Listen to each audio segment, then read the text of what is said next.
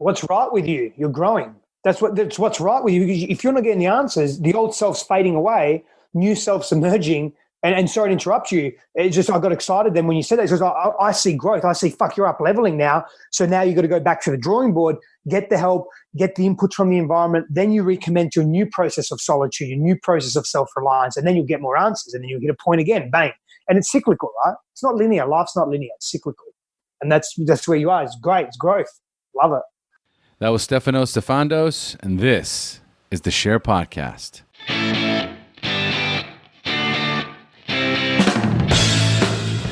Getting sober is one thing. Staying sober is another. In recovery, the most important ingredient to long-term sobriety is community and connection. Shair is not only a recovery podcast, it is a global sobriety network. Join me each week as we connect with people from all over the world who will share with you their inspirational journey of recovery. Welcome to the Shair Podcast Sobriety Network.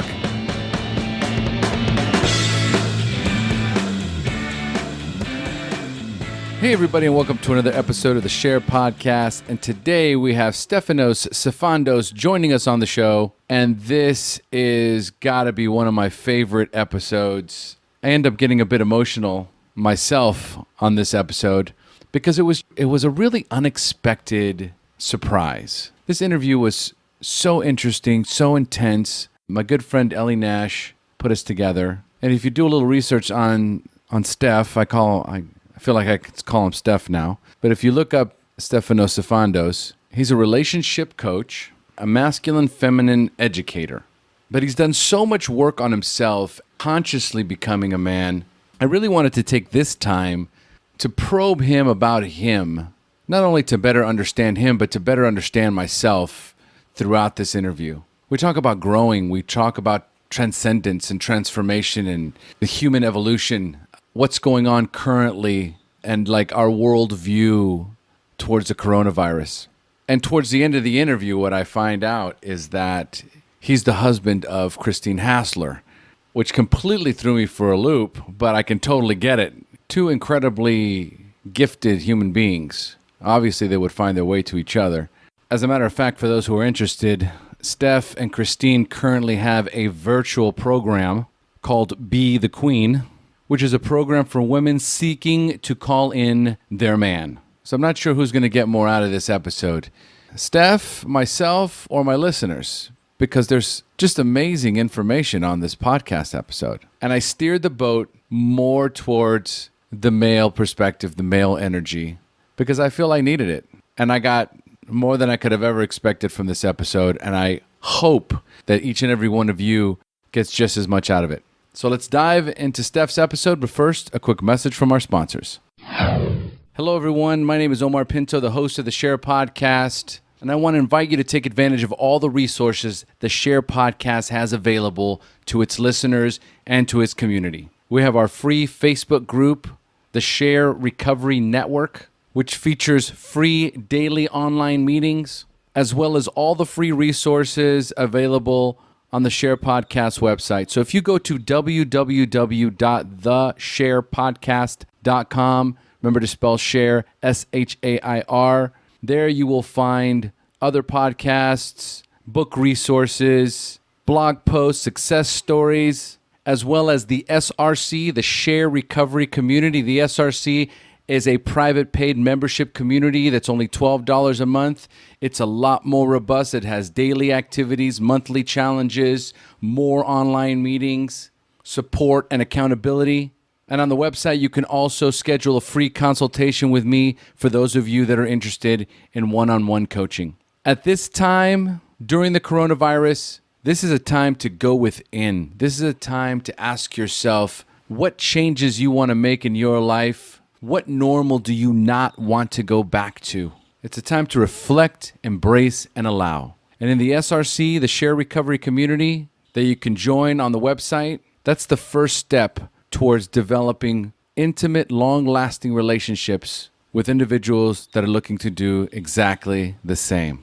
And for those that want to go deeper, you can do one-on-one coaching with me. So once again, go to www.theshairpodcast.com and join the SRC or schedule a free consultation with me today.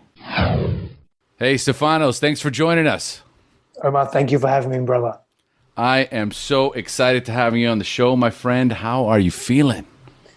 I'm feeling good, man. I'm feeling particularly good after speaking with you for the last few minutes. I was actually going to say to you, should we start fucking recording now? Because this is already pretty good. Like, energetically, this is already good.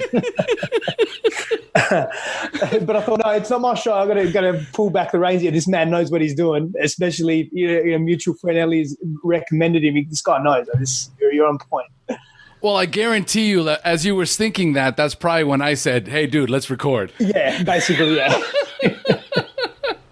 The fire was already starting. Yeah. And I am stoked. All right. So, folks, today, just to quickly introduce who we've got here. Today we have Stefanos Sifandos joining us on the show. Stefanos is a relationship alchemist, and his mission is to be a voice for the voiceless, to assist individuals in actualizing the fullness of their potential, to relate consciously to each other with authentic love, be conscious steward of Earth, and continue to evolve and expand the entirety of his being. This is his humble gift to humanity and his own self. That sound about right, Stefanos? Yeah, it sounds about right. It's interesting when you read it back to me. I haven't read that for a long time. It's on my website. Very familiar, of course. I just haven't read it for a while. But it sounds about right. I think now more than ever, I'm very connected to Pachamama, to Mother Earth. Yeah. Yes, and I love the way you say that, Pachamama, because I'm very familiar with that term, and I'm very familiar with Mother Earth, right? And guys, I'm probably going to embarrass Stefanos a little bit on this interview, because Ellie had suggested I have Stefanos on the show, and so I immediately went over to his website and I look at this guy and I go, if I could do a do-over. All right, when I'm back in the spirit realm and I'm talking to Pachamama and she says, who do you want to come back as? And I say, I want to come back as Stefanos Sifandos, even with that name and with the fucking killer accent, right? Where are you from? Are you from Australia? Yeah. My father's Greek, my mother's Italian, but I grew up in Australia and Greece, so that's the accents from Australia. All right, he's got better tattoos than me, better hair than me, right? And I was like, I want to be this guy when I grow up. My fucking hair's wild at the moment because, we're on this lockdown, no fucking haircuts, which I thought, you know what, I'm going to milk it. I'm going to let this shit go up like the 7-Up commercial from the 80s and 90s, right? Just boom, straight up. I'm just gonna keep going. I'm just gonna keep going. Let it go up as high as it can go. Maybe I'll touch the sky. Yeah, I'll take it. I'll take it. I even sent him an email. I'm like, I think I'm getting a man crush on you. I'm going through his website, and there's so many takeaways. So who knows how long this interview is going to take? Because I have 1,000 questions. But the first one I want to ask is just really based off of that last part, okay? Be a conscious steward of Earth and continue to evolve and expand the entirety of your being. And you just said it yourself. Wow, I haven't heard that in a while. It's on my website. But now I'm more connected to Pachamama than ever. So I want to get your feedback, right, on what your takeaways are from what's going on with this coronavirus. Well, so many takeaways. Just an interesting fun fact on the steward piece of Earth. I was told once, it wasn't so much told, I was pointed out by a mentor of mine, a beautiful, beautiful human being who really guided me through a very dark time in my life. And she said, Steph, you speak about protecting Earth a great deal and that you're connected to Earth and you want to protect Earth, but Earth isn't a victim. I sat with that for quite some time. I said, because there's got to be a relationship, right? Because everything's relational. So if you're protecting someone, to some extent, from some vantage point, they're being victimized or they're a victim, right? And I thought about that for a long time.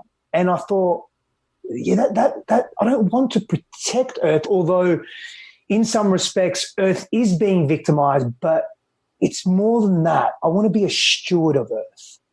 I want to represent Earth in the best way I can because, and here's the simple truth of it. The simple truth of it is I can sit and watch a sunset and I can have tears streaming down my eyes. I can be, I've done not a lot, but I've done a fair amount of mountain climbing in my time. I love being in the mountains. And I leave the mountains and I cry because I miss them already as I'm leaving. This is profound connection that I have. And all of us have this. I just think many of us have been, our connection has been stunted and masked by all of the cultural clutter that we are engaged in on a daily basis. And that stewardship is more that we're walking side by side, and I really like that. I wanted to mention that that's a very important term to me, that stewardship. And there's also parts of me when I get into certain expressions of masculinity, I just want to fucking protect. I want to protect because I see what's happening, and I'm also part of that problem. I'm part of the issue, or we all are, because I think we've created a rod for our own backs as humanity, and in terms of the systems that we have in place, which leads me to your question, responding to your question. What I see our society, our socioeconomic models, our geopolitics, our culture, our geography is calling for a harmony that maybe we haven't seen. I wouldn't say before, but we haven't seen for a very long time. Our ancestors have seen it. Our ancestors' ancestors have seen it. The people that have been connected to Earth, whether it be the Native American or Indian people, whether it be various tribes, Aboriginal people in the Australian region there, people from Africa, Southeast Asia, they've had that connection. And I think that connection for Western culture has been severed. And I look at it in two ways. When I speak masculine, feminine dynamics or contrast dynamics, I think of we need healthy masculinity and healthy femininity right now in balance. And for me, in the simplest of ways, that looks like transparent communication, structure, and consistency in our behavior in the masculine expression. In the feminine expression, it's connectedness, collaboration, and compassion. And I think if we couple those two elements, of masculine and feminine dynamics, and we bring that into our individual and collective expressions, I think the world's going to see a pretty massive shift. I don't know if this is enough of a kick in the butt to do that. I don't know if what I'm really saying is I don't know if it's rock bottom enough to do that. I mean, there's a lot going on in the US now. I live in Texas, in Austin, Texas. And I sort of spend my time between Austin and California, LA. And yeah, the US is an interesting place right now, to say the least. I saw you walking on eggshells there for a minute. It's an interesting place. It fucking is. Like it really is an interesting place. And I don't know. I'm not against the $2 trillion stimulus package. I'm not really for it. It's been done in Australia before. People got about $1,000 and they went and spent it, and they spent it on a TV or a fridge, or, maybe a down payment for another loan, and we get stuck in this fucking perpetual cycle, like a car loan or something, in this perpetual cycle, or a furniture loan. They want to feel better about themselves, and so we're in a society of quick fix, short-term gratification, which is, all about that. Absolutely. Various ways. And as do I, as I still know about that. When I'm under pressure and under intensity, hey, short-term quick fix gratification, it helps. It fucking helps. Yeah, real quick. Yeah. Based on what you just said there, I've been having this conversation, and I'm so grateful that I'm able to have conversations with the caliber of individuals that I am, because this is exactly where it leads to every time I ask the question. What you just said there, I don't know if it's enough of a kick in the ass, okay? And the thing is that what it took for me to stop using drugs and alcohol was years of suffering and abuse inflicted on myself. An inability to stop, and then this continuous momentum of greater and greater pain and more suffering until and ultimately, loss, massive loss, until finally it was like, I'm either going to stop, I'm either going to recover, or I'm going to die. Yep. But I'm going to pick one of these, because I refuse to live the way that I'm living any longer. So the thought that came to me as we've been having these discussions is that for many of us, the best case scenario is actually the worst case scenario. Yeah, I think we're too. I think as a collective, we're too addicted systemically to the structure of our society. Yes. And we're so in the addiction. Yes. That we can't see that there are systemic flaws in everything that we do and how we live. It's like, it's like that drug addict where you go to your best friend and you say, look, man, you've got a problem. He's like, nah, what are you talking about? I have a problem. I'm just doing cocaine every week. I was like, oh, we're just, we're going out, we're having fun. It's every Friday, Saturday night. And what he doesn't realize is that he's having a little bit more on a Sunday morning, or Monday morning there's a little bit less. So he just has a bit to get to where you don't realize it because you're so in it. If we don't evaluate our habits and our patterns, they're all unconscious. And so yes. I don't know if this is a big enough a kick in the ass for us to actually really stop, because see what's happening right now. Right now we're all reactive. Everything's shutting down. We're trying to put all resources, deploy resources to hospitals. There's thousands of cases being unpacked and discovered every day in terms of this virus and what's happening. So all our resources are being reactive, and we're in survival right now. I don't know how many heads of government, heads of state, large major corporations, leaders are sitting down and saying, hey, we have to react, or we have to rather respond very promptly, because reaction's fear-based. So we have to respond very promptly and not in an erratic way to the situation that is right at hand right now. It's acute. And how many of them simultaneously actually saying, fuck, we weren't really prepared for this? Is that an indication that maybe some of our systems are pretty fucked? Should we maybe look at our systems as well at the same time? So whilst we're responding with the resources that we have access to, we're also creating a new model that isn't entrenched in the old system, which is based in, a lot of greed, a lot of hyper selfishness, a lot of extreme behavior. I don't think many people do. I don't know. I don't want to be assumptuous, because, assumptions in the past have got me in a lot of trouble. I don't want to be assumptuous, but I'll take a pretty good fucking educated guess and say that, no, I don't think they're doing that. They're probably thinking, what can I do right now to get elected for my short 4-year fucking tenure? That's what they're probably saying, because I want to get reelected. So what does the public need right now? They need me to be a mummy and a daddy. I'm going to look after them. Let me stimulate their economy with giving them $998 each, because that's going to go a real fucking long way. Yeah. For some people, realistically, it's actually a big thing, because there's a difference between eating and not, and literally all having a roof over their head for a few more nights. And it's a big thing, but look how temporary it is. Fleeting. It's a big conversation, Omar. I mean, this is, I didn't even want to start these conversations sometimes, but because I know you're just going to go there. Honestly, I purposely do not start these conversations because, one, I don't really necessarily have the answers, and two, which is fine. I'm okay with talking about things I don't have answers to.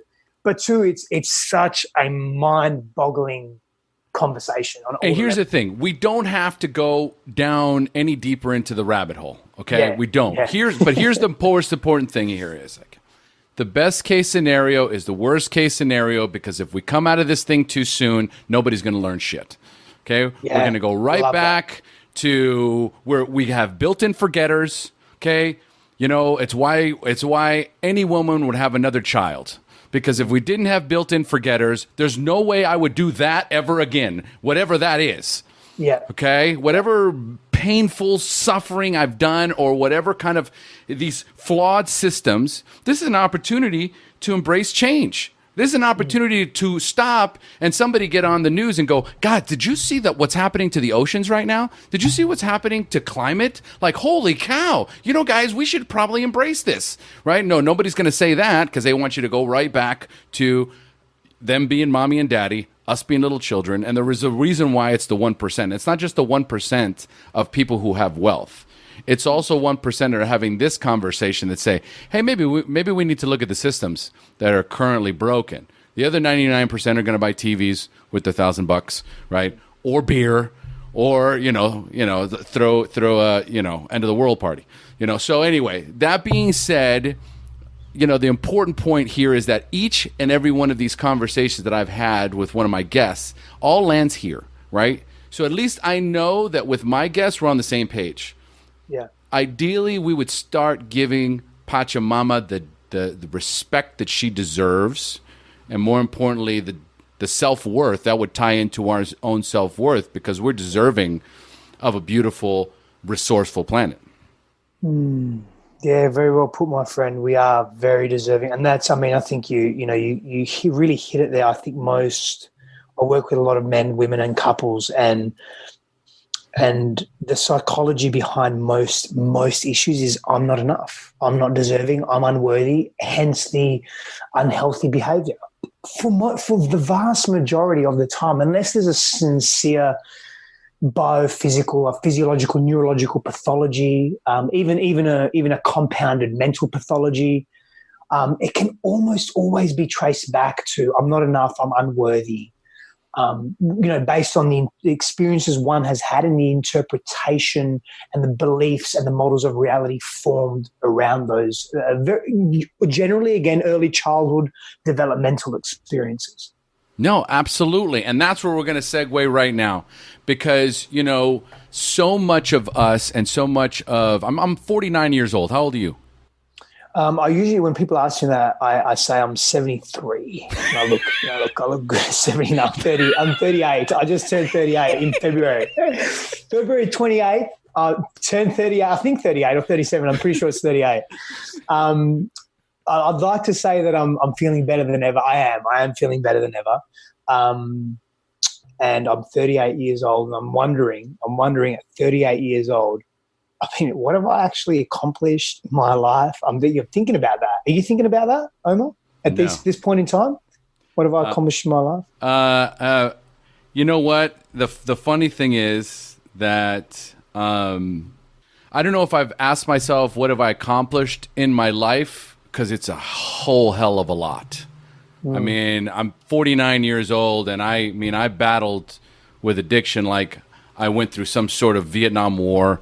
Right. Oh, yeah. And then just coming out of it, right? And then there's all these different phases of personal development and emotional healing that I've gone through, and coaching, and just the work involved in just being here with you in this moment, right? The question for me is not that. The question for me is like, what am I going to accomplish? So it's two different mindsets, because I know I've accomplished a lot, but I know I've got so much more. I know I've got so much more. Oh, yeah. Likewise. And, by accomplishment, and I think you know this, but maybe to clarify for the listeners as well, just in case, just to be really clear, is by accomplishment, I'm not necessarily referring to, in fact, I'm really not referring to materialistic acquisition or status or titles.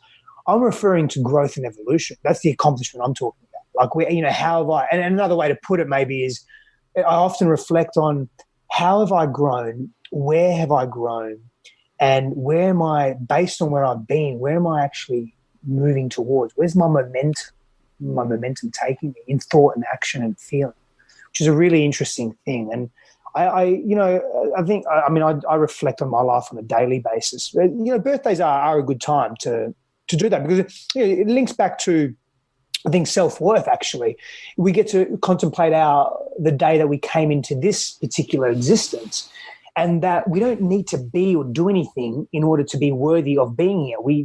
There's an innate, intrinsic worthiness. So, okay, we were born. I mean, from birth. Yeah, yes. That's against all odds. Actually, like, we're here. Like, that's enough. I think if we can embrace that, we get to come a long way. Yeah.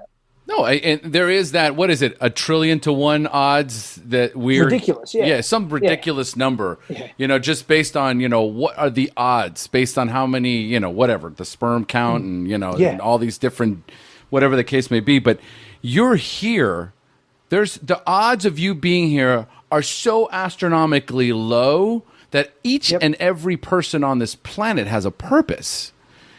And I think that question that we ask, what have I accomplished? Have I accomplished enough?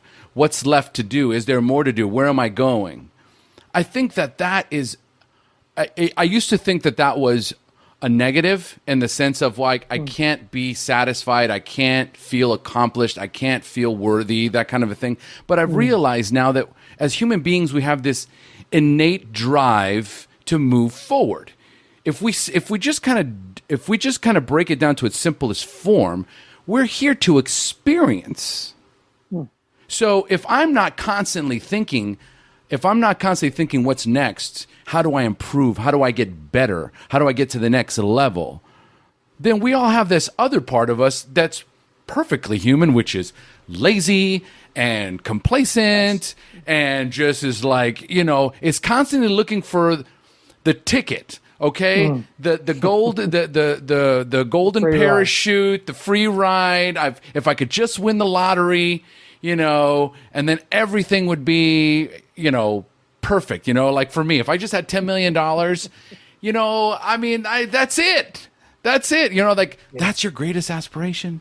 That's your greatest aspiration. And for me, that was for many years my greatest aspiration, right? And then this time right now, I've got mentors around me where we're just continuously just crushing that to death and going, no, what do you really want? Because it's not the money, it's how it's going to make you feel. Exactly. Yeah.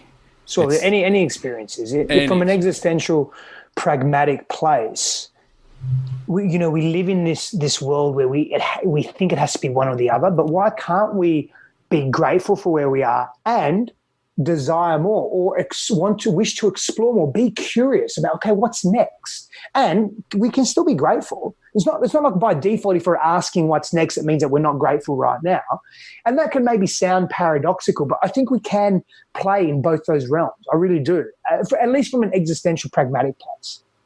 So listen, we're 20 minutes into this episode, but I just want to make it clear to my listeners that, like I was telling Stefanos at the beginning, a lot of my interviews have been, I didn't realize it before, but many of my interviews have been geared towards women.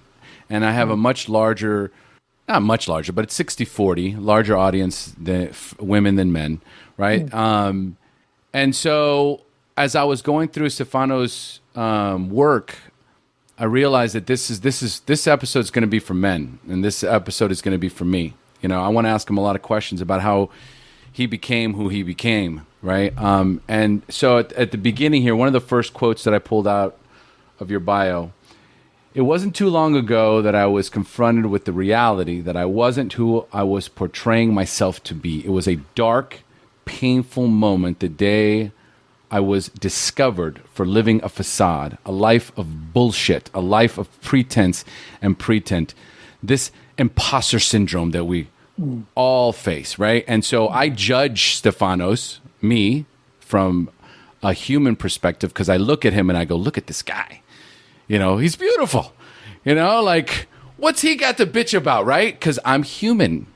And as humans, we're just naturally inclined. And one of the things that one of your tools is compassion and non-judgment, right? So in this moment, I want to be compassionate and non-judgment. I want to know, please unpack that for us. What was that moment in life for you? That moment was, I'll paint the picture. So it was a few years ago, and I was living in my family home with my partner at the time, and there was a farmer's market just down the road from us. And when I say family home, my grandparents' home, they hadn't quite passed away then. They had been living in a home, so I was looking after them for a number of years. But then it got too much where they were very ill, and they had to be in 24-hour care. So they then moved to a home, and I was just living there. And my partner, my girlfriend, she moved in with me at that time. And we were having some people over that evening. And, our relationship was mediocre. It wasn't really, at that time, and I shouldn't say it was mediocre. It wasn't connected. And there was a few reasons for that. And I'll share my part as to why it wasn't from my end. But there was a farmer's market that was down the road, and we were just driving past that because we'd gone to a store to get some things for that evening, this dinner party, and then we were going to another store to get some other things that store didn't have. And we drove past the farmer's market, and this farmer's market, we would go there every Sunday morning. And there were an older couple there, and I'm very fond of older people, and they were in their 70s, and they would sell, and we would buy all our fruit and vegetables for them. It was organic and clean and all of that. It was a very windy day, and it was a rainy day. And they were having trouble, like we could see driving past, they were having trouble with a tent. I said to my partner, you go to the store, drop me off here, let me help them, because it's going to be a lot easier for me to help them. They've got a 3-hour drive, because we knew where they lived. They came every Sunday, beautiful. older people. I left my bag in the car and my phone was in my car. And, half an hour later, she comes back. 40 minutes later, I jump in the car. I'm all feeling all fucking puffed because I've done my good deed for the day, right? So my ego's feeling really good, and also quenching the guilt and the shame that I've been suppressing for about 30-something years. And just another action to suppress that. Well, if I meditate every day, then if I kill someone, then that's okay because I meditate every day. Anyway, I'm exaggerating. I haven't killed anyone, not to my knowledge. And so I get in the car and she is fucking livid. She's very, very angry and upset. And I said, "What's going on?" And she asked me who this woman is. And immediately my gut, stuck me in my heart and my gut came to my ass. Like I said, and she'd gone through my phone and she saw some emails where I was communicating with a woman. And I'm going to fast forward a bit. That moment was very confronting because it brought up a lot of shame from my past, which I'd been suppressing because it was an opportunity to deal with it. The psyche does interesting things. And then that whole afternoon that we cancelled the dinner party, that whole evening was an extraction. It was a conversation. It was very intense, very confrontational. I'd been, over the next couple of weeks, a lot unpacked. I'd been extremely unfaithful in that relationship. Sex compulsion, love compulsion, just your prostitution, just virtually anything and everything you can think of in that realm. It was really, and I was so in it. I thought that was normal. I actually believed that was okay to do. And it was the dishonesty piece around all of that. I was living very inauthentically, very, very in the shadows. Even some of my friends that would enable that behavior, they didn't know a lot of what I did. They didn't know a lot of it, a great deal of it. And what I was trying to quench and suppress, and the wounding that was coming up. And so from that moment, that was a massive turning, without going into more and more detail. And I can, of course, if you want, but that was a massive turning point for me. And the choices that I made, I very much resonated with what you said earlier. I can't remember if you said this when we were recording or not, but you basically said, I either have to change and, heal and create a new version of myself, or I'm going to physically die. And mine were the same. I had three options because I started looking at all the stuff that was coming up. And I have a psychology background. So intellectually, cognitively, even emotionally, intelligently, I get all this stuff, but I wasn't applying it to me. And that was a big part of the hypocrisy and a big part of the disconnect.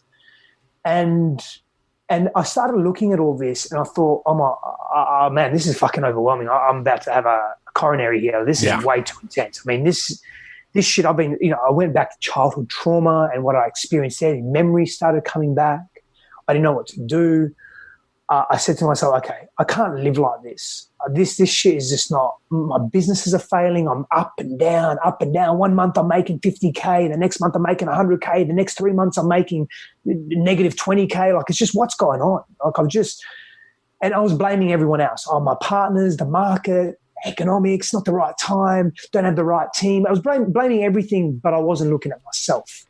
And, all of the ways I would cope, for me earlier was a lot of alcohol, never drugs. I was in drugs, but I wasn't taking them. That's another conversation. But the people that I was mixing with and so forth, I was always pushing away from looking at what was really going on within me and not addressing my history, not addressing my trauma, not addressing my past key relationships, i.e. my parental relationships and all of that. And so going into all of that, I made a decision. I said, I'm either going to commit suicide, which crossed my mind many, many times during the process. Incredible.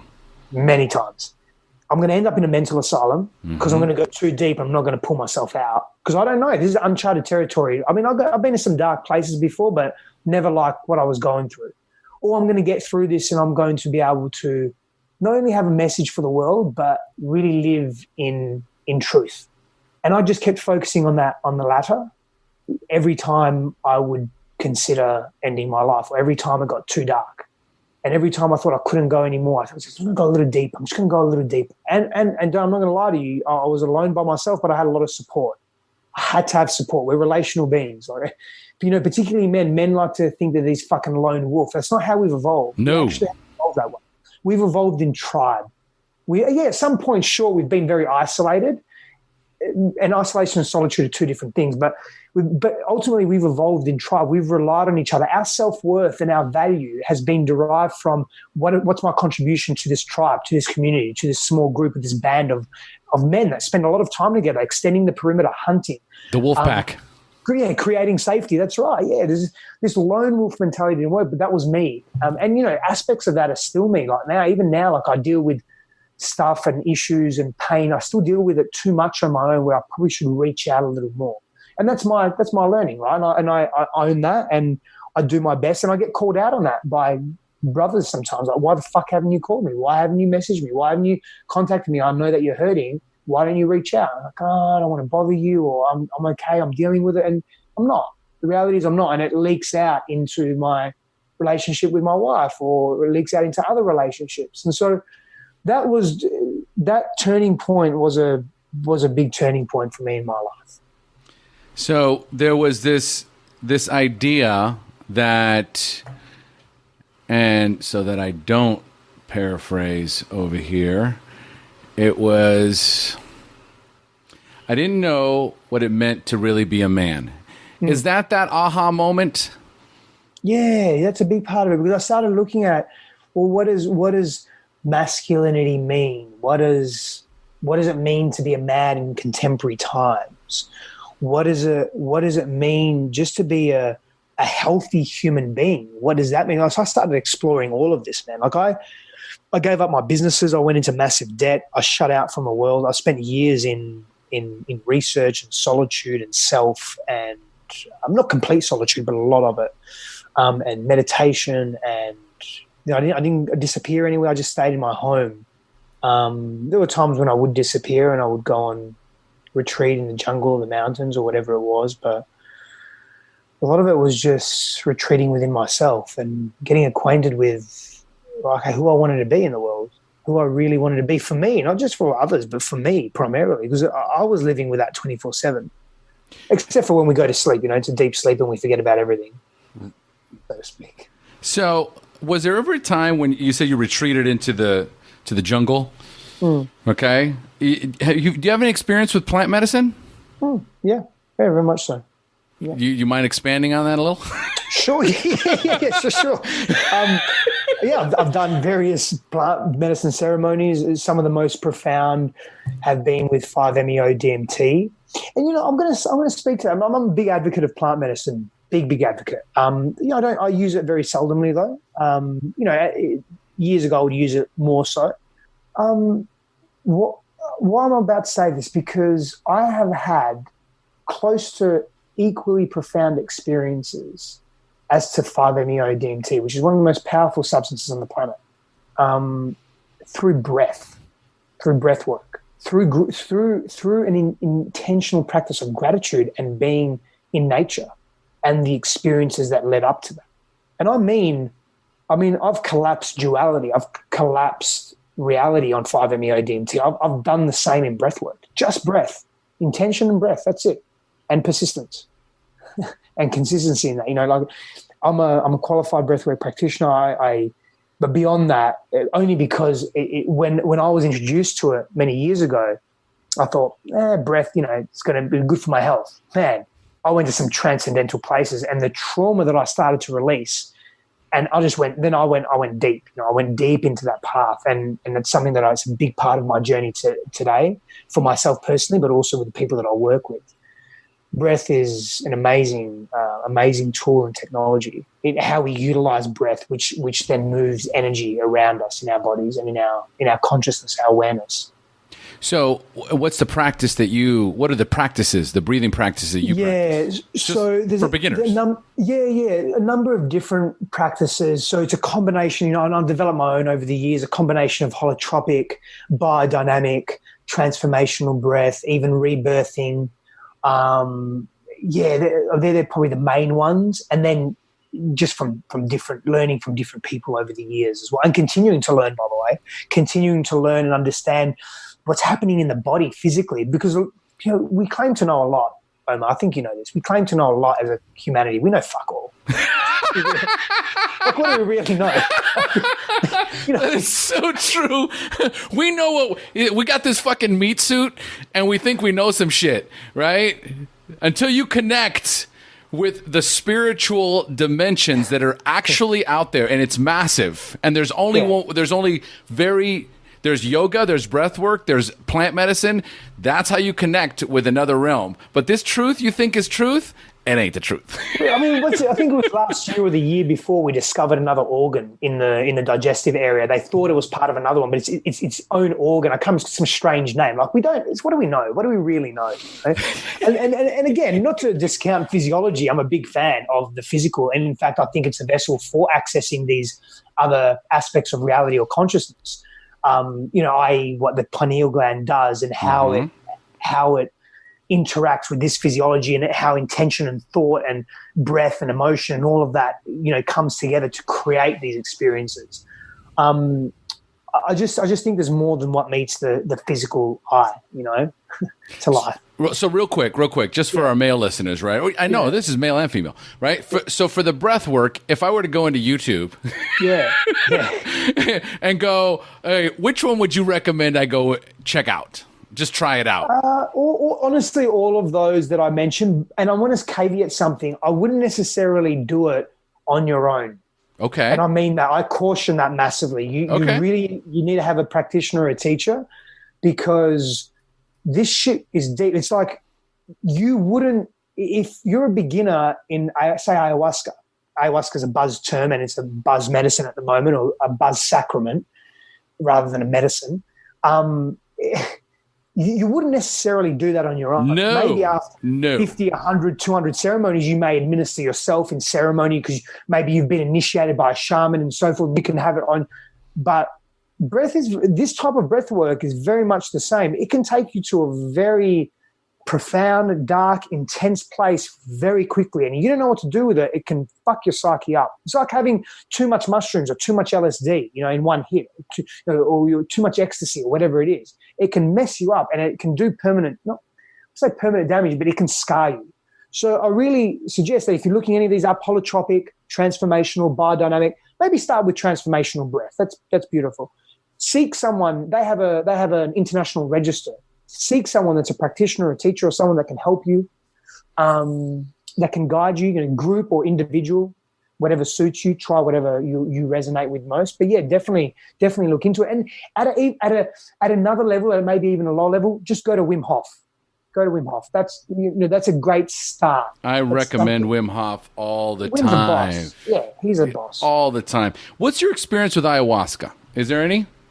Yeah, there is. Yeah, it's interesting. My experience with ayahuasca, I've never vomited or had diarrhea when I've been in ayahuasca, and I've taken a lot. I've taken a lot of the sacrament. I believe honestly, and I've felt ill and so forth, and I've hallucinated, and I've had beautiful experiences. They've all been reaffirming, and I'll tell you why. Because before I chose to do plant medicine, I did a lot of internal psychological, psycho-emotional, spiritual processing in familiar states of awareness and consciousness, not in unfamiliar states where I'm hallucinating or delusional or whatever it may be, or where my body's in an extreme state that it hasn't been before. So whilst the experiences were very profound, they were more reaffirming, because I had explored so much of my psyche on my own and with help in familiar states of this awakened awareness. I love that. Yeah. And I'm a big advocate of people doing that, because I see people substituting ecstasy, heroin, cocaine, whatever, for let me go to an ayahuasca ceremony every weekend. It's like, bro, what are you doing? Right. Let's make it real. What are you doing?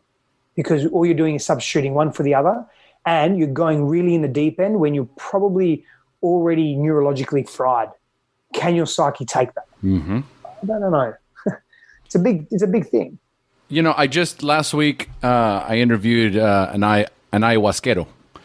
So, and he's over here in Costa Rica, Matt Mormello. Anyway, he's got his own. It's called New Life Ayahuasca, and I just interviewed him because I'm very interested in this. Right? It's a big buzzword. A lot of people have been talking about it. I know some people have done it. Have had incredible experiences with it. Yeah. But much like what you said right now in this moment, which is, number one, it was very reaffirming. But number two, you've done a tremendous amount of work leading up to this experience so that you can have this spiritual awakening. Yeah. Oh, yeah, and I've definitely had it being on the medicine for sure. Okay. Yeah, I want to speak to something. This is really important, Omar. This is purely my opinion. You take it, think about it, be with it yourself if you're listening. Here's the thing: there's nothing wrong with having any plant medicine, whether it's ayahuasca, whether it's San Pedro, whether it's something else, whatever it may be, right? And you have that, and you haven't done much inner psychological work, and you have a really dark or demonic experience, that's okay as well. It's not a bad thing. And in fact, it may be a wake-up call you definitely need. Correct. Everything in perfect timing. But here's the thing.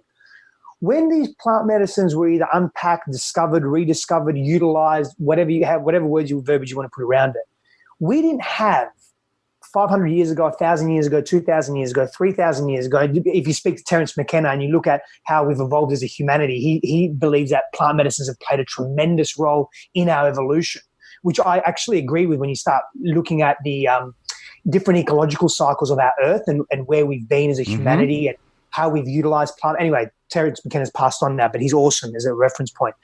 But we didn't have the cultural complexities that we have today. We didn't have the deep psychological drama, the rift in parenthood, in having only single parents, in having very psychologically damaged parents, the violence and the aberrance. Of course, violence and aberrance has been around for a long time, but it isn't like it is today. We didn't have the distress, the difficulty, the parents having to work so much to provide economically. They were absent.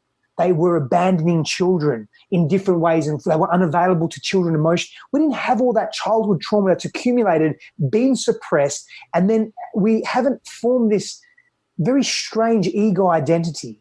That wasn't around thousands of years ago like it is today. So when you were having ayahuasca, if the shaman in your tribe, in your community of 50 to 100 people, quote unquote intimacy, connection, safety, FYI, as opposed to 7.7 billion people being very interconnected, the brain can't even fathom that. When the shaman gave you that medicine, it came from a very different place, and you were living in a very different environment. You were supported by your Pachamama. You were supported by Mother Earth. You weren't so disconnected being in a concrete jungle. I feel, personally, that plays a massive role in how we absorb the sacrament, in how we interpret it, how we are with it. Just think it's very different. Doesn't mean we should not take it. I just think we have to consider these things and don't just wildly say, well, they were doing it 3,000 years ago, so why can't we do it now? Well, we can do it now, but 3,000, 5,000, 10,000 years ago was very different to who we are today, culturally. Yeah. And so with that being said, for me, the conversation, especially with the coronavirus, right, is constantly going back to Pachamama. Constantly. For me, I'm just speaking from my perspective.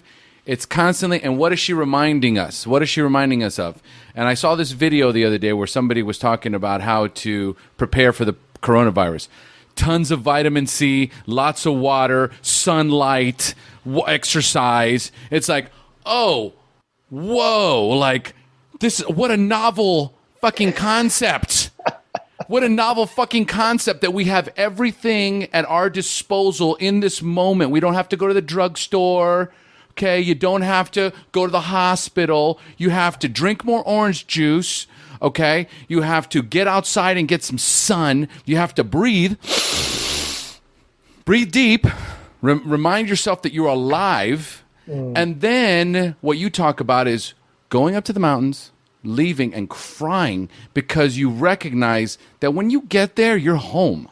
Yeah, that's exactly right. That's what she's trying to remind you. And I think that after having these discussions too, and doing the research that I've done around ayahuasca, because it's something that I'm very interested in these days. There's a lot of controversy just because in the recovery space that doing something like this, would jeopardize your recovery, but it could also potentially help recovery as well. Right. Potentially, yeah. No, yeah. It's done properly. Exactly. So what we're talking about here is, you can't just go out and just go to the inner city drug dealer and go, hey, listen, man, can you hook me up with a little ayahuasca?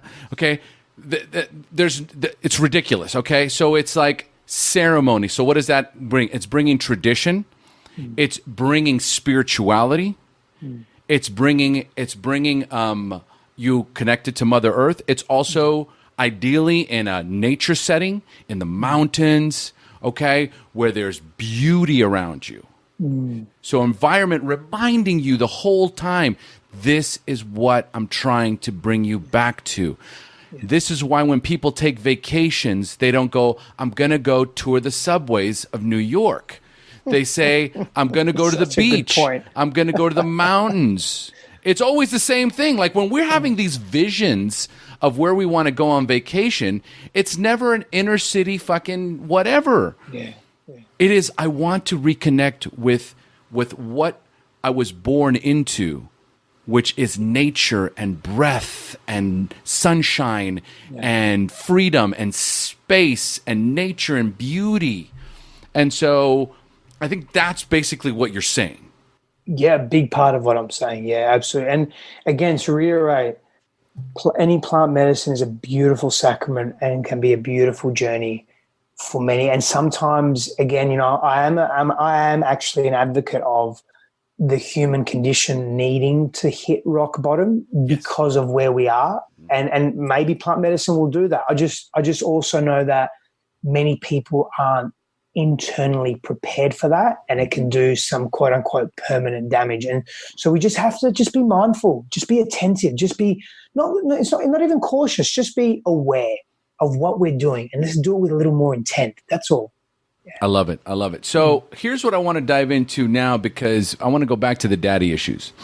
Yep. For so much of my life, I sought external validation from my father. God, haven't we all? The old father wounding. Can any of you resonate? And I'm like, yes. I remember the first time. I can't really, like, every once in a while when I speak or I'm on stage, every once in a while I'll talk about the first time my dad said he was proud of me. And I always just about fucking just lose it. Okay? Like, I wanted to make my father proud no matter what I did. I could not. It was an endless, bottomless pit. I suffered for it. I threw everything into being successful. So tell us that story. Tell us a little bit about, expand on that, because it's such a trigger for me. So I know it's going to be for my male listeners. Yeah, ultimately, man, I was trying to fill a void within myself that I thought needed to be filled outside of myself. And so I looked to validate me and to feel better about myself, to feel happy and feel at peace with who I was, to increase myself. Because no one wakes up in the morning and says, I want more self-worth.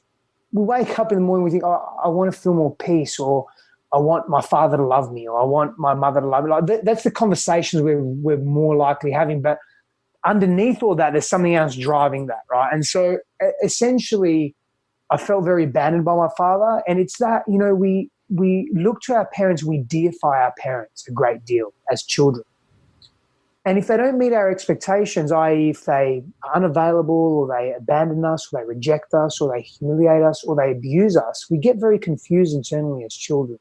And we think, but these people are meant to love us, they're meant to look after us, but they're also hurting us.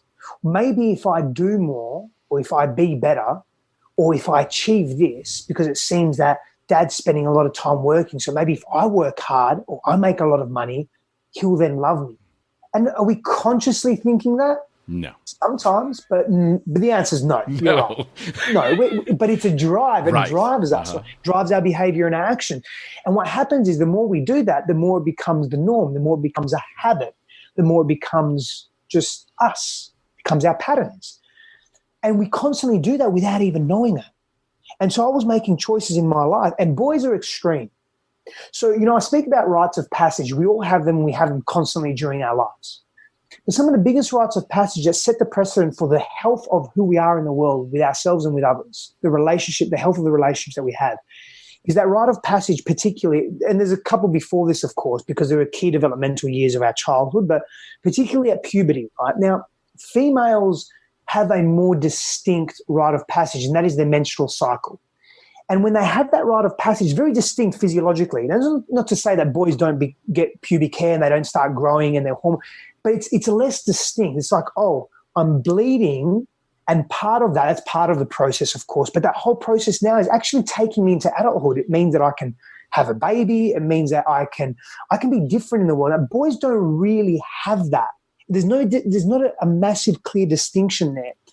And so boys need to rely a little more on the cultural rites of passage that traditionally our elders, our tribes people of way past have recognized that's an important part of the development of being a human, particularly being a man, being male. And so it would be nurtured.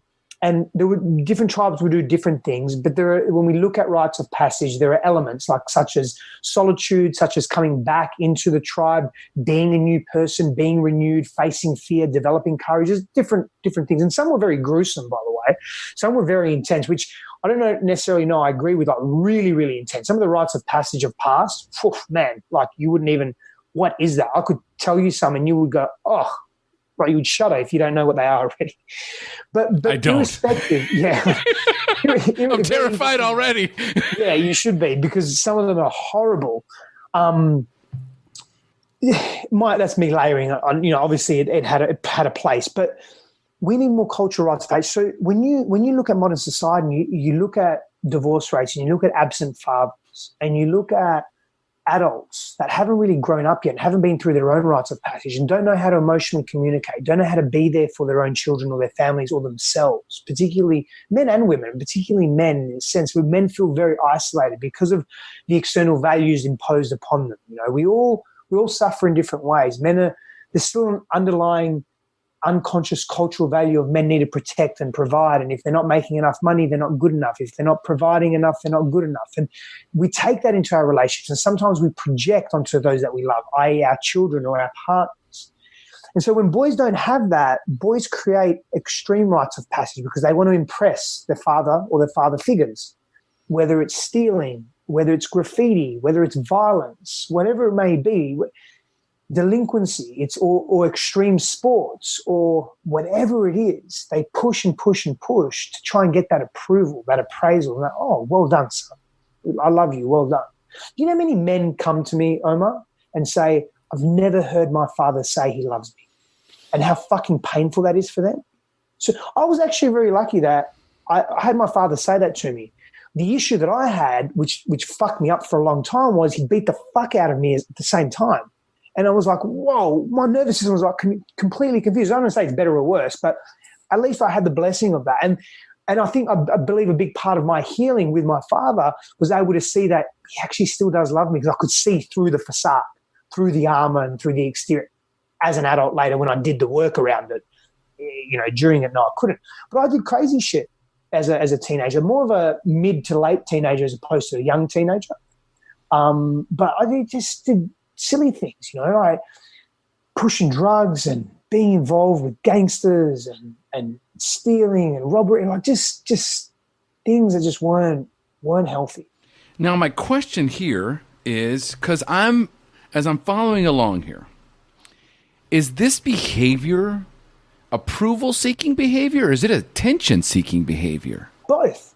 Because I can't imagine me running around doing graffiti and knowing, like, if my dad caught me fucking doing a graffiti, beat the crap out of me again, right? But so the attention part is, okay, dad's attentive to me now because I'm being extreme. Right. So sort of has to, I want to be seen.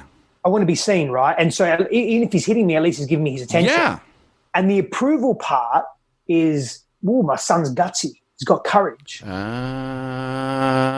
we think that, we project that. Right? Oh, wow. And let that drive a lot of actions. Yeah. I just had an aha. Yeah. Whoa. Yeah. Whoa. Yes. He's courageous to finally have 12 lines of cocaine every night. Interesting. Right. You finally stepped up. Right. Mm-hmm. Yep. Finally stepped up. He's got some guts. He's got some balls. Wow. And these are a lot of these views of beliefs are very distorted and very, very not healthy. However, that's not what we necessarily think or believe at the time. And so I want you to talk about when you were starting to heal and you could see through the armor, right? Because here's where it's at. Like, I'm a coach too. So at some point, it's like, let's identify, right, the trauma. Okay, because most of the time, this is where you got stuck, right? Because you've been living this story for I don't know how many years. So let's identify that story and then work on reframing that. Let's create a new story or a possibility that maybe you read it wrong from the beginning.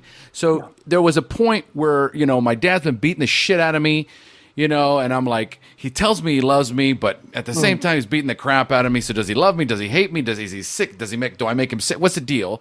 And then you're able to see through the armor, you said, right? And so how did that seeing through start to create the healing process, or how did that, allow you to heal?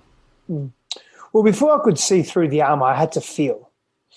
Forgiveness, for me, I say forgiveness is futile unless we feel. I'll say it again. Forgiveness is futile unless we feel. We have to feel the unfelt feelings attached neurologically, somatically to those traumatic experiences that we've had, whether it be as a child, a teenager, a young adult, that are unresolved or unprocessed. When we process, because we register experiences, particularly traumatic experience, in fundamentally basically two ways. Neurologically through the brain, so we intellectualize it, cognitively understand it, etc., and we register it through the body. And if we don't process, we can reframe the stories, but that's only part of it. We have to process it somatically. Hence why breath work is a tool to do that. Plant medicine is another. We get to purge and move the body and move the emotions associated and the feelings, traumatic, dense, constrained feelings, whether it be fear, whether it be anger, whatever, associated with those experiences. I had to feel that shit. I had to get the anger out of me, not project it to my father, or maybe I had to do that. I did sometimes, but not at him, with him. He's irrelevant. He's just an object in my field. Correct. I had to move that shit through me. Yep. And when I moved that, the blinkers came off me. Like it wasn't blurry anymore, and I could see so much. But I had to go back and allow my little boy within me to feel, because the psychology of our little person inside of us, i.e. our childhood self, informs our nervous system in the present day. And our nervous system will either be very tensile and in a fear-based state, or it will be open and more free. And so we have to do that in a child healing. And I'm a big proponent of that, big believer of that, whether it be psychoanalytic theory, even Gestalt therapy and so forth. And beyond that as well, it's working with the ego, working with the emotional body, doing inner child work. And that's been a massive healer for me. And so I had to feel before I could see.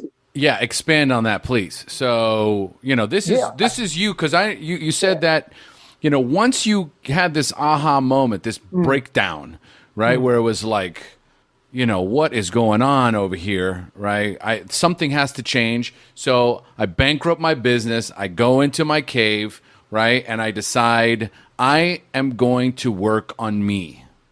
And so part of that work is me feeling. So what does that look like? Yeah. So it looked like spending many days, hours every day sometimes on my lounge room floor, sometimes just fucking crying, sometimes being paralyzed, sometimes screaming and yelling until I couldn't speak for 3 days, sometimes fucking getting out there and hitting the bag, hitting the boxing bag, just smashing pillows, just releasing anger, release writing, asking, doing different visualizations and Gestalt style therapy, where I would envision, my father or my little boy having conversations and having those conversations and being really psychodrama basically, and going in that, doing family constellation work, intergenerational pattern breaking, but feeling the feelings, expressing them, shaking my body, doing a lot of neurological shaking. And I developed some techniques around that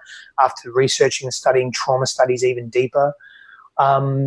It was a lot of somatic work, man, moving my body. It was a lot of, I've always moved my body. I've always been in exercise. I've competed in different things during my life. I leveraged the experience and exposure I had in that, and I went deeper into that whilst I coupled an intellectual and emotional understanding whilst moving the body, and then that placed me in a different physiological state, and I was able to dislodge and release certain emotions where I just break down and start crying or start primal screaming and just releasing emotions that are sometimes not accepted by society. I would do that in small groups. I would do that with therapists. I would do that on my own a lot. This is exactly what I love everything about this, because we, again, just like the cure to the coronavirus, which we have access to for free, right? There is an aspect of this that is also there, okay? Yeah. There's this aspect of, when am I going to allow myself to feel, right? Like and I'm sure this has happened to you many times. Like I'll be on a call with a client, and they're men, right? And they're just, I can see them. They're just, we just landed. We just landed on the fucking moon, and I'm like, ooh, we're there. And I'm watching them, and the tears are starting to come, and they're doing this, like, you know, like, sorry about that. Yeah, okay, so moving on. And I'm like, we're not moving anywhere. If you need to get up and go to the bathroom and grab a towel and cry your fucking eyes out right now, then that's what you're going to do. Because you've just been given a gift, man. Yeah. You've Healing just is been free. Yeah. This is going to heal you, brother. So if you can't do it in front of me, you don't need to. But we have a golden opportunity for healing in this moment that probably hasn't happened to you in a very long time. And you need to embrace this. And it's free to you right now. Your body is releasing. Yeah. Allow. God, there's just so much. God, Stefanos, thank you so much for being here. We still got a little bit, because I have all these notes, and there's no way I'm going to get to all of them, right? We have to do a part 2 if it's right. in alignment for you, brother. For sure. But here's the thing that I feel is so important. Okay, so through my own personal experiences, learning from many masters along the way, deeply examining my own masculinity and social constructs of what it means to be a man in contemporary times, it set myself on a quest to free the hearts of men by beginning with expanding my own. So now, I want to dive into your practice. So you do all this screaming and yelling and crying and evolving and changing and healing, and then boom, I am going to impact men's lives. So tell us how long ago that was, and then, give us a brief overview of these courses that you have on your website, which is it looks like there's 4 of them here. Conscious Mentorship, The Conscious Warrior, Reclaim the Kingdom, Chaos and Clarity. So tell us a little bit about how all that evolved and how long ago that was. Yeah, so that evolved about 5-6 years ago. But the reality was, I've been working with people in a one-on-one capacity and very small group capacity from quite a young age. Because again, I have a degree in psychology and philosophy, a master's degree, and I've just been interested in the human mind for a very long time, and very, very blessed to be exposed to that from a young age. And it was an outlet for me as well. If I could understand, I could maybe free myself of pain too, So, so I was working with people, I've been qualified in NLP and hypnosis when it wasn't even a thing, and so I was really grinding my teeth on all of that. But 6 years ago, I got a lot of clarity. Got a deep, deep clarity on this is who I need to be in the world. And in order to really be this person that serves in this way, I need to get myself right. And then I started exploring all these concepts and, okay, what do I need to be? Who do I need to be an evolved man or a healthy man? And hence the Conscious Warrior was born. The Conscious Man was born, reclaiming your kingdom as a man, claiming your kingdom and reclaiming your kingdom. Chaos to Clarity was the first program that I created in terms of it's a very dense, condensed. There's a lot of lessons and teachings in there just around evolving our everyday lives, our relationships. It's almost like a self-mastery program. Originally I called it Mastery of Self. And that was just born from my own personal experiences. And then I really spoke to them at a more eloquent level. And there's conscious relating in terms of how do we get the most out of our relationships. And conscious mentorship is just my one-on-one coaching platform and so forth. And that's just evolved a great deal over the last few years as well.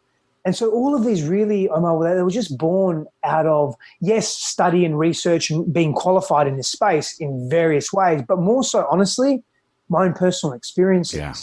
and my own personal research and reading, not to say that my degrees or any of the qualifications that I have are useless, not at all. They're very useful. But a lot of it's come from direct experience. I think, I can speak to that beautifully. When I was a kid, I was always kind of described as having an old soul, so I would have conversations with people that were older than me, and they would say, "Oh, you have such an old soul." And I didn't know what that meant at the time. I took it as a compliment. I was kind of honored by that whole idea that I'm an old soul. But the truth was that I had wisdom that I didn't even know where it came from. Yeah. I was tapped into a source greater than me, but I didn't know that at the time. So I had insight beyond my own experience. People would come to me and I can't tell you how many times I would meet people, perfect strangers, and before I knew it, they were telling me about their marriage or their business or something, and I was, at some point I would realize, I'm like, how did we get here?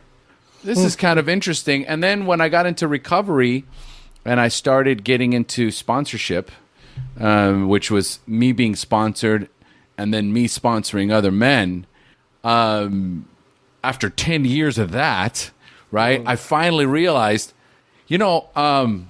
I'm good at this. Yeah. But I agree, I am an NLP practitioner and I'm a recovery coach and I have certifications and I have all this, but nothing trumps my life experience, right? And my ability to, what's that? No, go on. Sorry, go on. Yeah, my ability to build rapport and connect with people and my level of intuition. when I'm on the phone with somebody and they start talking, right? All of a sudden, it's like these questions come. There's if somebody were to say, hey, so which coaching platform should I take? Right? There's no way to teach somebody how to be still, active listen, and allow the download to come. Because I don't even know if that can be taught. I just know that when I'm here, I'm like, oh, this question just came, right? And I'll ask it, and then boom, it really solidifies that connection between me and my client, right? And I think that's what you're speaking to, right? 100%. And I think that's what you're saying is a result of very direct experience. That, and here's the key, that you've chosen deliberately to reflect upon diligently over many years. Because you can get two people having very similar experiences, but if one doesn't really reflect on that experience, they don't derive the value from it. If they don't interpret it in a particular way, be with it, dance with it, understand it at a deeper level through intention, you're not going to grow in the same way. And you've grown because you have danced with it. You haven't just had the experience. Oh, yeah, you valued the experience. You haven't been blasé about it or complacent. You've valued the experience. And you've gone into it. You've broken it down. You've analyzed it. You've reflected upon it. You've felt it. You've been with it. That's where your intuition comes from. You know it intimately from all angles. Yes. And that's where, as you were talking, that's exactly where I was like, man, here I am, man crushing on Stefanos, but we have a lot in common, right? And mirrors, brother. Mirrors. Yeah. We were actually saying that at the beginning. We was he's like, sometimes you get on a call with somebody, and in 5 minutes you realize, kindred spirits. Yeah, absolutely. I'm going to come to Costa Rica and break your nuts and annoy you. I can't wait. I love it. Okay, love Costa Rica. So one more touch in what you have, and then I want to go to my closing questions. Yeah. So this is huge, okay? So I was one of those guys that was very blessed to be surrounded by amazing people. I had and continue to study the mystic arts, the mind, relationships, philosophy, the nature of reality, and more. As introverted as I was, I ensured I surrounded myself with loyal, true, and supportive friends. So, expand on how, you were blessed to be with these, expand on these amazing people. Yeah, very, very simple, very simple. And here's the blessings that we often don't realize in the moments. The volatile family situation that I had at home, it drove me out of home. Now, I was never homeless per se. However, I spent a lot of time on the streets. And I spent a lot of time outside of home because I was just scared to be at home. My mum and dad would fight all the time. They were violent with each other, violent towards myself and my brother. I just didn't want to be home. And being almost forced out of home, or at least choosing to, I cultivated lifelong friendships with kids that were in my neighborhood. Yeah. and that are still friends 23, 24, 25 years later. We're still very close. If the damn coronavirus wasn't going on, I could pick up the phone and say, hey, I need you. They'd come from Australia, fucking Perth, mind you, which is the West Coast, to here, it's Texas. And they would be here like that. And so I'm very blessed to have that. And the blessing of the silver lining of my experience is I have that loyalty and that support. And so we often don't see that, and it's beautiful. You know, hindsight's an amazing thing. And sometimes if we can really grasp the value in the present moment of challenge and adversity, we grow even at deeper levels, which is something that I do my best to be mindful of in any moment of challenge and adversity is not so much to just say, oh, what's the silver lining? What's the silver lining? But more to be with the pain, be with the adversity, but to also say there's a duality to this. And it may not reveal itself right now, but it's here. And I'm just going to be as still and as silent and as spacious as possible. And I'll know I'll receive the vantage points that I need to, perspectives that I need to.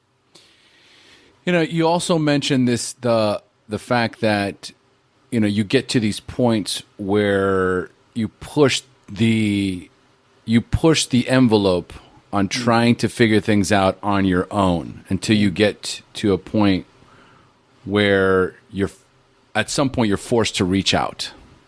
Okay. Loosely speaking, right? Is it part of this guru mentality or this sort of like, I should know better? You know, I coach men, I teach men, I work with men. Like, I can't seem weak. I can't be vulnerable. I can't ask for help, because then what does that say about me? Yeah, 100%. So in my shadow self, or when I'm too much in my ego, yeah, that's a part of it. 100%. I'll take complete ownership of that. And these days I have a far better balance of knowing when to ask for help before I go too deep into the pain myself, you know. And simultaneously, I'm a big proponent of self-reliance.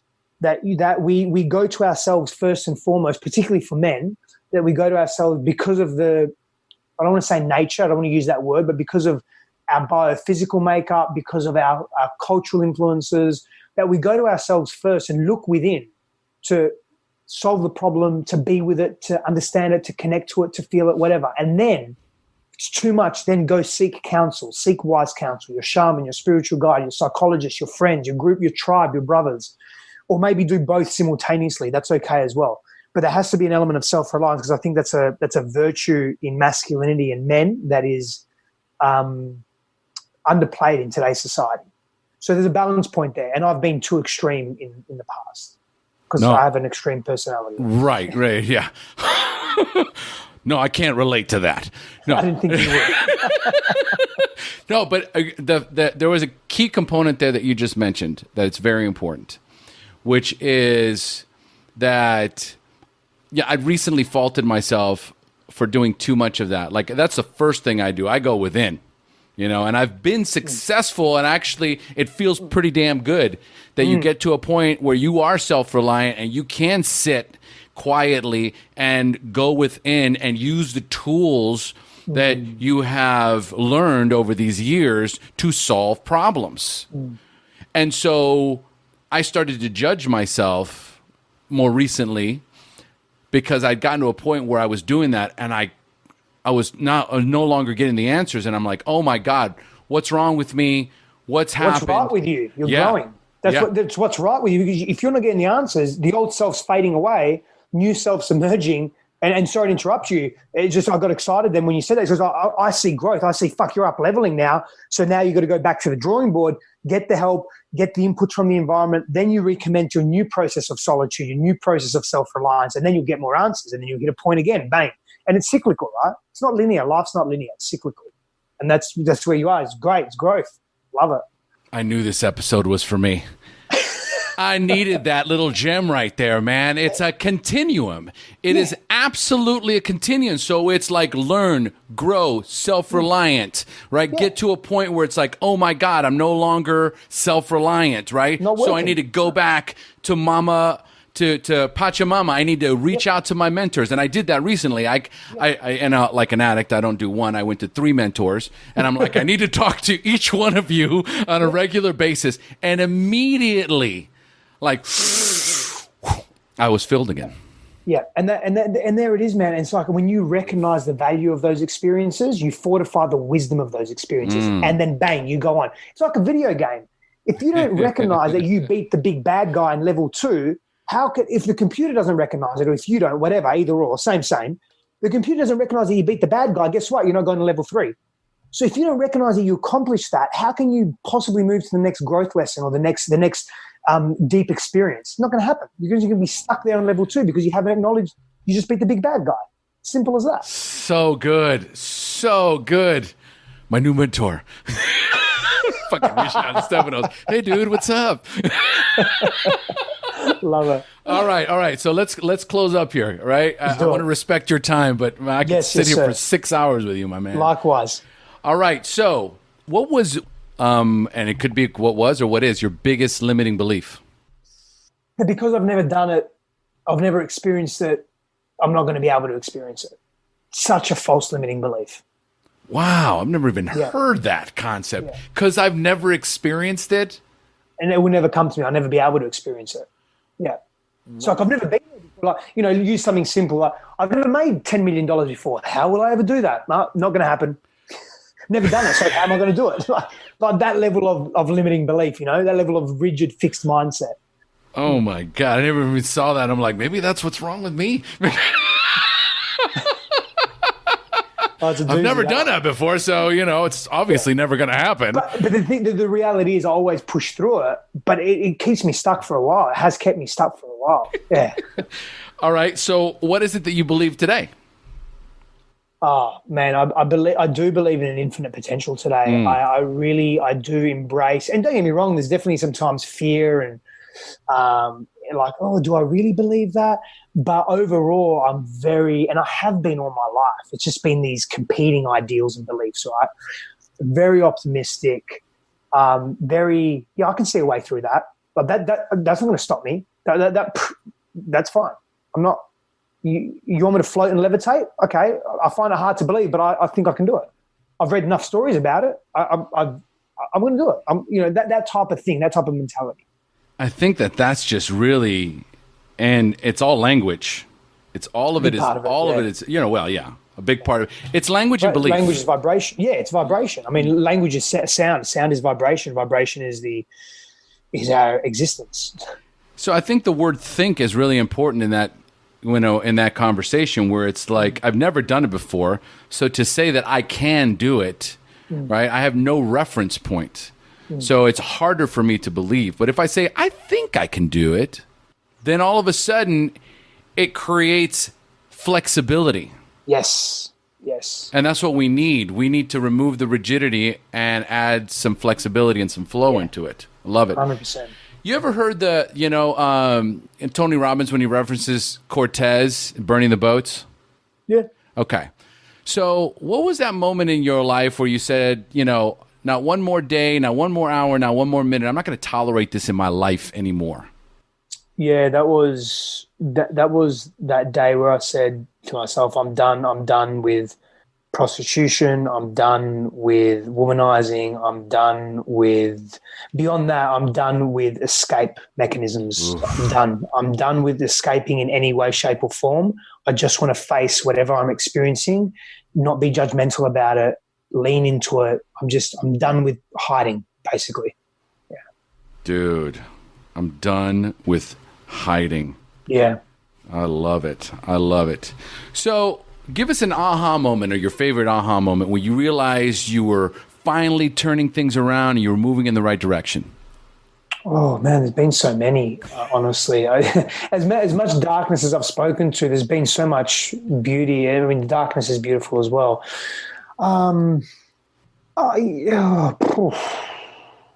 What's coming to?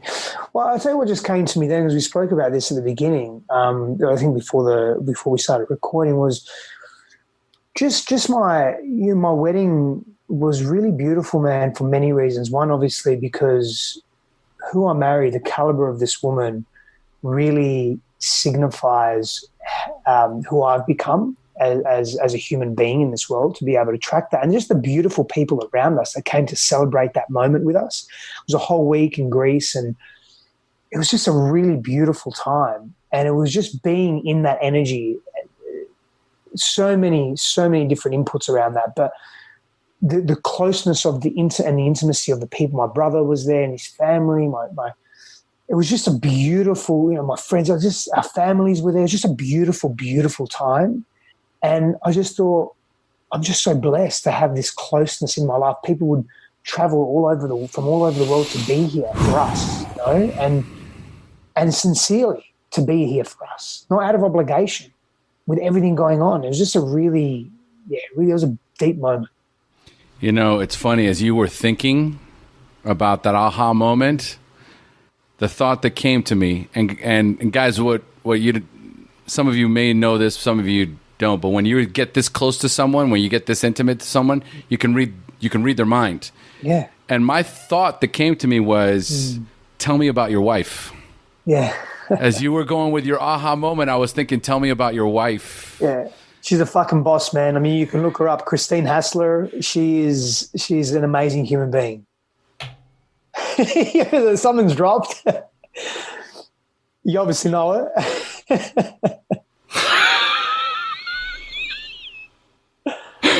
Whoa. I'm talking to Christine Hassler's husband. Oh, wow. Yeah, you're getting me teary now. Wow.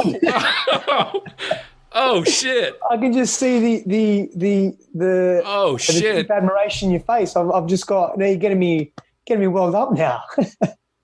Dude, my wife's a boss. She's such a huge Christine Hassler fan.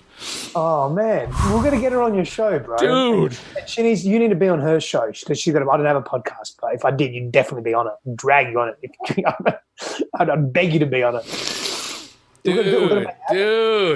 I'm gonna do the same thing I do to my clients. Don't fucking stop it. Just let it happen. Yeah. Wow. God, I thought I had a man crush on him before. Jesus. See, now you know why I'm so blessed. Wow. Holy shit. Wow, the beginning. Isn't that though, right? Like, the caliber of the people you have in your life is really a indication of who you are as a person too. I've got amazing people in my life, man. I'm very blessed. Just to go back to a rudimentary model for a moment, I've fucking earned it. And you've earned it. I have. When you say 10 years of sponsoring and being sponsored, that you don't have to say anymore. That writes 3 novels back to back. 400,000 words each.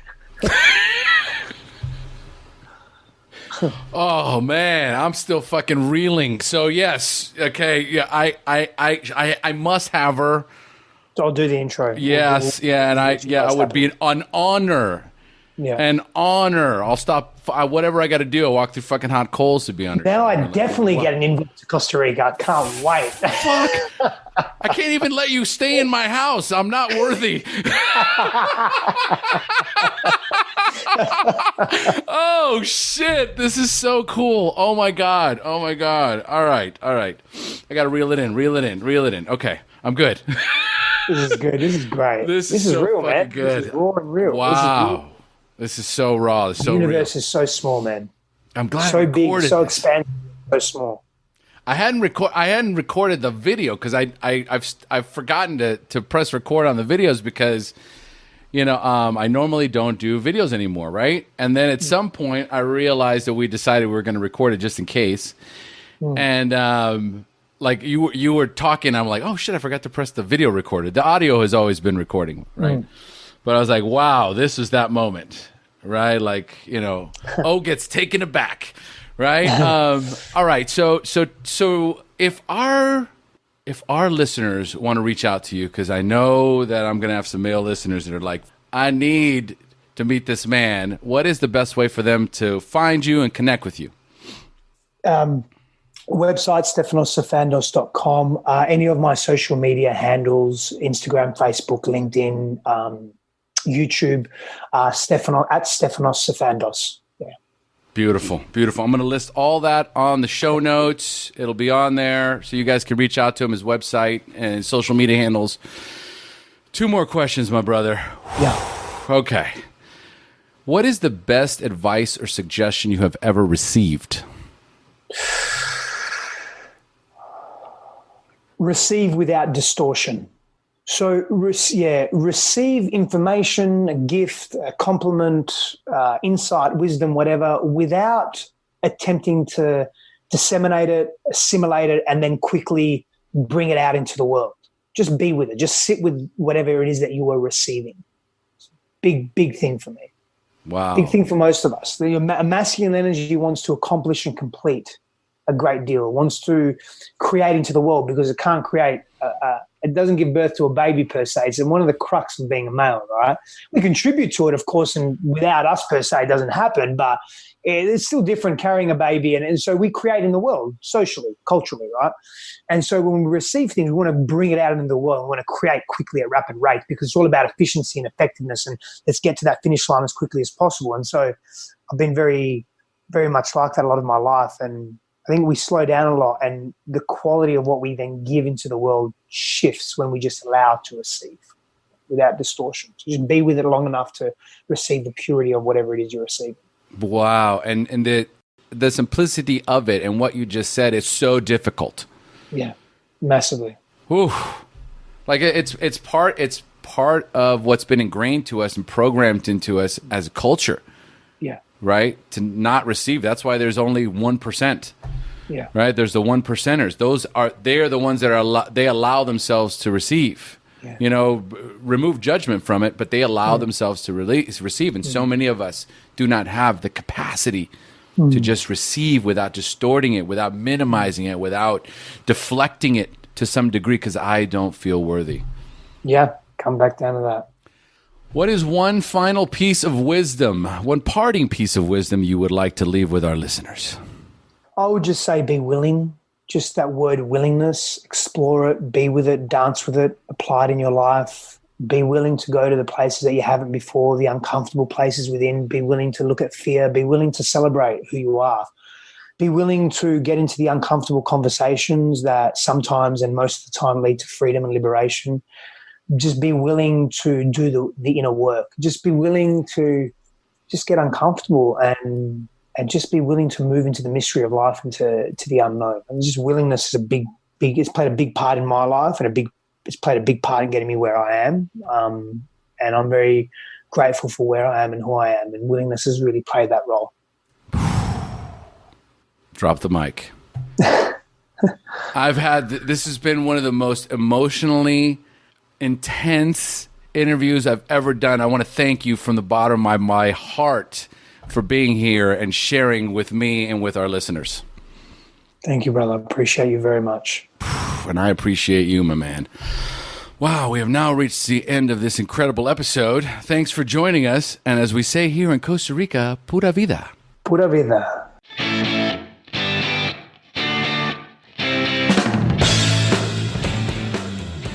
Thank you for joining us on the Shair Recovery Podcast. For more information about the podcast, to access the show notes, joining the SRC, taking the 30-day alcohol-free challenge, or to learn about one-on-one coaching with me, then go to theshairpodcast.com. Make sure to check out the website or schedule a free consultation with me today. It's time to join the Shair Sobriety Network today.